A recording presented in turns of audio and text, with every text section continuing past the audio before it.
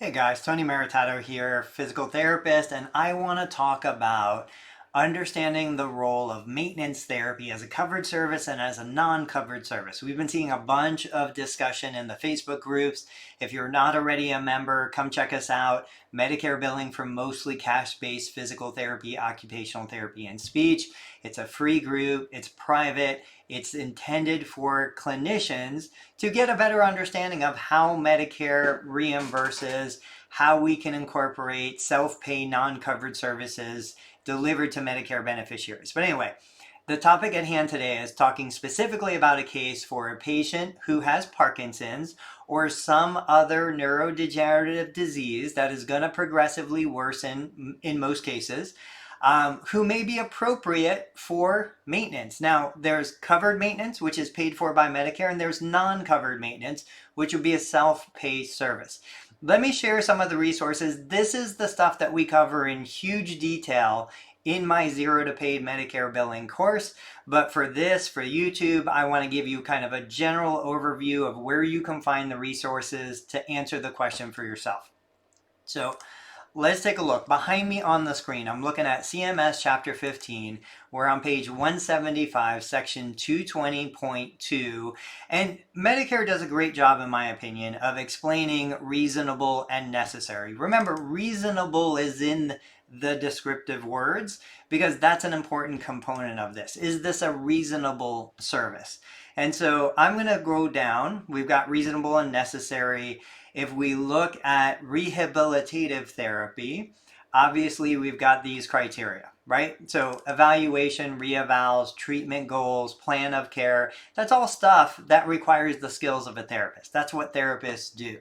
Continued assessment and analysis during implementation, instruction leading to compensatory skills, selecting a device, training family or the patient or ancillary staff. Again, this is all stuff that therapists do. This is what we get paid for, right? Now, if we jump down and we look at maintenance programs, and this is where I would tell you, you have to know this information forward and backward. Obviously, establishing a maintenance program is a covered service. But when we get to the delivery of the maintenance program, this is where I think therapists get confused.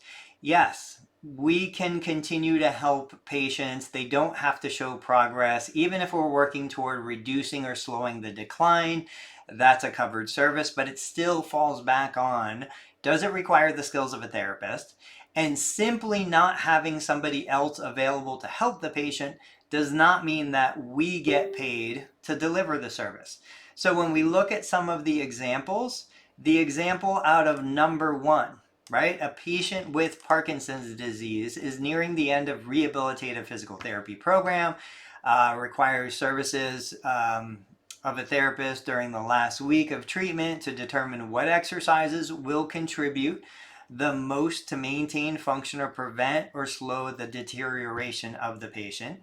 In such situations, the establishment of the program is appropriate to the capacity and tolerance of the patient by the qualified therapist. The instruction of the patient, family members to carry out the program, and such reassessment and reevaluation as may be required may constitute covered therapy because the skills of a therapist are needed. So this is a pretty clear example.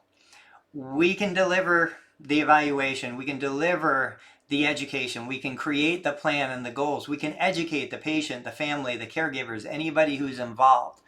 But the continued delivery of the service is probably not considered a covered service any longer. And so this might be a case where this patient with Parkinson's receives a covered service on the first of the month. Then you go 4 or 6 or 12 weeks where you're not delivering a covered maintenance update, but then you do a progress report. You assess the patient's progress on their goals, progress on their plan of care. That would be a covered visit. The time between those two, so let's say every 6 weeks or 12 weeks, I'm going to do a covered maintenance visit. Awesome. The time between those two could be self-pay services. And that's where you look at CMS Chapter 30 because we want to understand how and when to use a mandatory advance beneficiary notice. So you can read the definitions regarding mandatory, voluntary, but I'm going to look at 50.5 for triggering events. And when we come down here, we kind of have two examples. So Mr. T is receiving outpatient PT 5 days a week. After meeting several goals, therapy is reduced to 3 days a week. Mr. T wants to achieve a higher level of proficiency in performing goal-related activities and wants to continue 5 days a week. This is similar to the patient with Parkinson's. So they want to receive continued services, but that does not mean it's reasonable nor medically necessary. He is willing to take on the financial responsibility of the cost of 2 days a week for therapy that are no longer medically necessary. An ABN would be issued prior to providing the additional days of therapy. And what that means is the ABN is issued and the patient can pay out of pocket or self-pay. This document also has the continuation of services when there is no maintenance program involved. But the idea is we have to extrapolate out the information, right? And so looking at that, let's take this into one other Medicare example. So this is a current LCD. It's probably from CGS, which is my local MAC. But what I'm going to do is I'm going to jump down here to total knee replacement. And this is where it's talking about exercise, therapeutic exercise for a total knee. And basically what it says kind of right in this area, once the patient is able to safely exercise on the bike, no longer requiring frequent assessment and progression, even if setup is still required, meaning the patient cannot do the bike by themselves, the bike now becomes an independent program and is no longer covered by Medicare.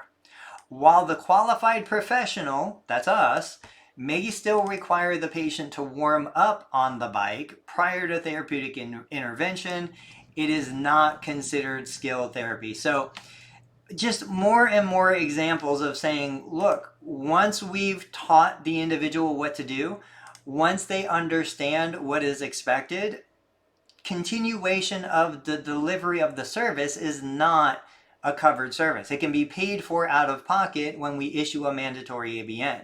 What we need to do is determine our own policy on how we make that decision. When we determine, okay, a covered maintenance update is appropriate, that's going to be paid for by Medicare. The sessions in between those covered maintenance programs are not covered, that's going to be paid for by the patient. And once we establish our policy based on Medicare criteria, then we can start to make educated decisions as opposed to just blindly kind of trying to guess on hearsay and what we think we heard back in the day. Guys, I'll catch you on the next video. Thanks for watching.